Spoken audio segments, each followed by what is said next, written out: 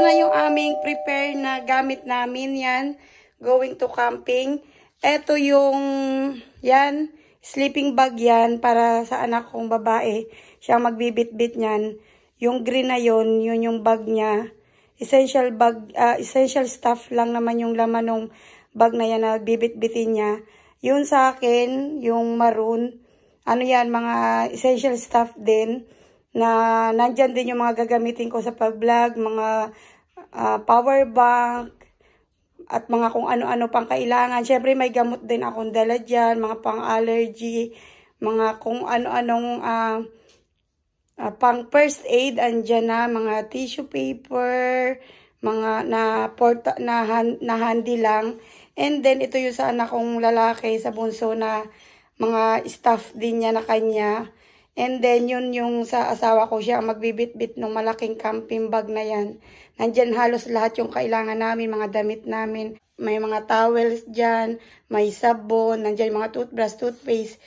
And then, may extra kaming damit kasi nga magkakayak din kami. And then, yun namang isang malaking camping bag na yan doon sa aking pangalawang lalaki kasi malaki na siya magbibit-bit niyan.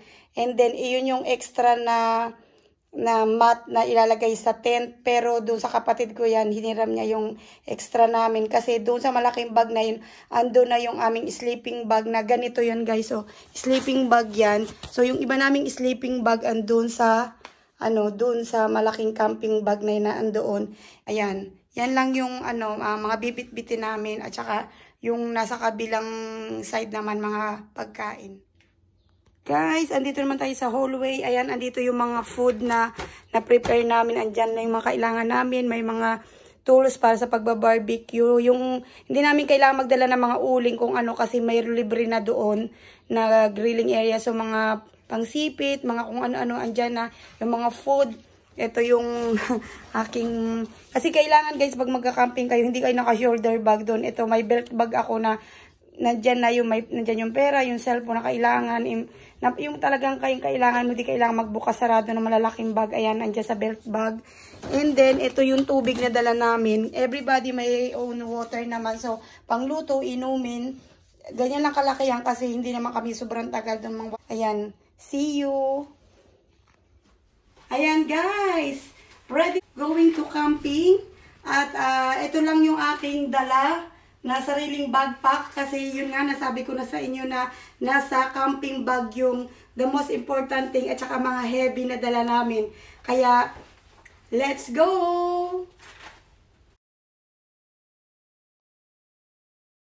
Ayan guys, nilalagay na sa sasakyan yung iba naming dala. Ayan, hopefully mag-fit. Kami yung unang batch and then later susundin din yung kapatid ko at yung asawa niya. Pero bago kami dumiretso sa camping site ay kukunin muna namin yung order ko na pichi-pichi at saka kutsinta. Ayan, nag-order ako kasi masarap na pang merienda yan mamaya. Dapat nga may puto kaso lang yung puto ay hindi nagawa kasi nga daw late ako nagsabing mag-order ako, may ingredients na kailangang bilhin. Kaya, before kami dumiretso sa camping site, daanan muna namin yun sa isang Pilipina na gusto kong lagi sa kanya umu-order kasi masarap yung gawa niyang mga Filipino pastry.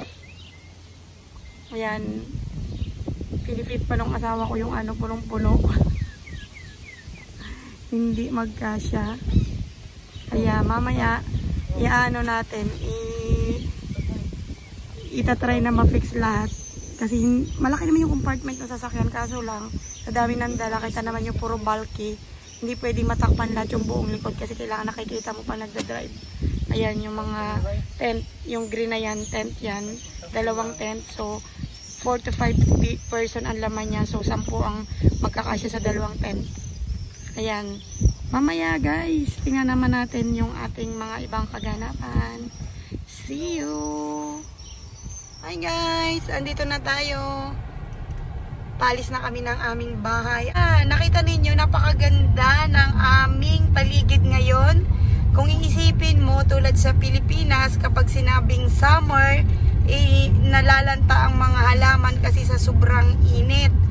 Pero dito sa Finland, ang summer ang isa sa pinakamagandang kulay ng kapaligiran kasi green lahat ang mga puno at ang mga damo, ayan, green na green din. Kasi ang panahon na ito lang yung buwan na or panahon na nakakita kami ng green na paligid kasi walang kulay ang aming winter kundi puti lang dahil walang dahon yan kapag winter time.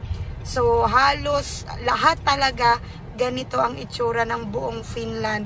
Green na green at ngayon midsummer dito sa Finland. Sana hopefully whole day hanggang gabi dahil nga wala halos kaming gabi dito. Ayan, maganda at mainit sana ang weather. Andito na tayo. Punta natin yung in order ko na pichi-pichi. Ayan, ito yung bayad ko. 30 euro. Yan yung aking ibabayad 20 euro and then ito yung 10 euro. So 30 euro.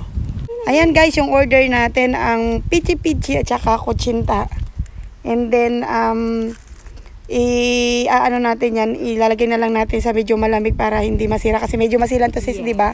Tsaka ito may cheese kaya sure si lola ninyo panalo na naman ang kain mamaya. Ayan guys. See you again. See you, bye. Nandito na kami. Bababa lang namin kung alin muna yung makakaya namin buhatin kasi yung asawa ko susunduin muna yung aking kapatid kasi wala silang sasakyan. Ayan guys, tinulungan muna ng asawa ko ang aking anak na ikabit yung mga iba niyang dadalhin sa kanyang backpack tulad na ng tent. At yung isang tent naman ay dala ng aking anak na babae. One tent is good for 5 person po yan guys. And then, kami ay maghahanap na ng aming matitirikan ng aming tent. So, may madadaanan kami dyan na malaking parking area na doon din ilalagay yung sasakyan namin later. So, lahat ng nagka-camping, andyan ang kanilang mga sasakyan at yung aming mga kaibigan, andyan na rin. At alam nyo ba na marami rin kaming nasalubong ng mga tourist dyan na nag-uuwian na kasi mas maaga silang nag-relax sa camping site na yan. At talagang ang ganda ng weather. Nag-enjoy po talaga ang lahat. Ayan guys, finally nakahanap na kami ng lugar at ang unang ina-assemble na yan ay tent para sa aking dalawang anak. Share sila doon. And then yung isang tent na i-assemble ay para naman sa aming mag-asawa at sa aking bunso. So alam nyo ba yung tent na nabili namin na yan ay good for 5 person. So malaki ang loob niyan. And then yung pinagkatayuan ng aming tent ay pwedeng makapaglagay ng 3. So, yung isang tent pa na itatayo dyan mamaya ay para sa aking kapatid. So, hanggat maaga pa at naghihintay kami sa asawa ko, kami na ang nagtayo para less na sa ibang gagawin. So, ayan, ito naman yung pangalawang tent na dahil yung mga anak ko ay sanay sa camping, sila talaga yung nagtuturo sa akin paano buuin yan dahil hindi ko talaga memorize ang pagbuo ng isang tent. So, moral support lang talaga ang lola nyo. So, everybody is excited. Nasa other side naman po yung mga kaibigan namin na nagtatayo na rin ng tent. So, very warm po yung weather na yan at sorry kung talagang na-late ang aking share dito sa aming camping ng 2020. So, yan po yung aming spend ng aming summer. Isa sa aming in-enjoy last summer ang mag-camping. At second time po namin sa lugar na yan. So, hindi po kami nag-enjoy masyado last time kasi September na kami noong kami ay nag-camping at talagang napakalamig. So, dahil midsummer itong aming napili na mag-camping, ay talaga namang na-enjoy namin talaga guys. So, kaso nga lang sa sobrang busy ay na late itong aking upload sa aking camping, sa aming camping 2020. So, sana po ay abangan nyo yung part 2 nung aming camping na ito kasi makikita ninyo kung paano namin na i-survive yung aming 2 days and 1 night dyan na talagang in-enjoy ng mga bata kasi may mga ibang activity kaming ginawa. Hindi lang nag-swimming, hindi lang nag-grill, kundi merong canoe and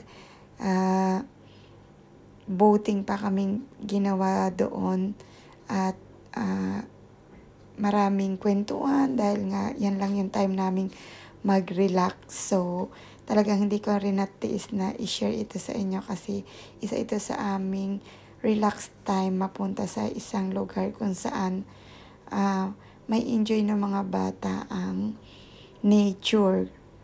So, camping is life din po dito sa Finland. Ayan guys, medyo temporary nga yung aming ginawang tent. Mamaya ipifix pa kasi doon sa kabila na yon mayroong isa pang tent na gagawin. So, eto munang dalawang tent na mamaya ipifix yung tamang pwesto. Ayan. Bali, pwedeng 5 tao ang nasa loob dyan. And then, later, ipapakita namin yung yung itsura dyan. May isa pang idadagdag doon sa kapatid kong tent. Ayan guys, tapos na ang aming pag-assemble ng tent. At ayan, umaura na ang lola ninyo. Hindi ko na naipakita guys yung aming mga bed na ginawa. So, ayan, ready na dyang higaan. At ito namang blue, yan yung sa aking kapatid at sa asawa niya.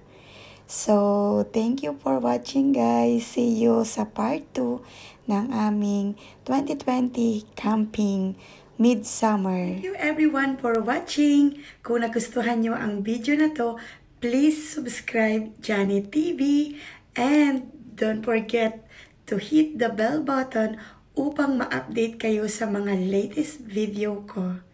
Thank you.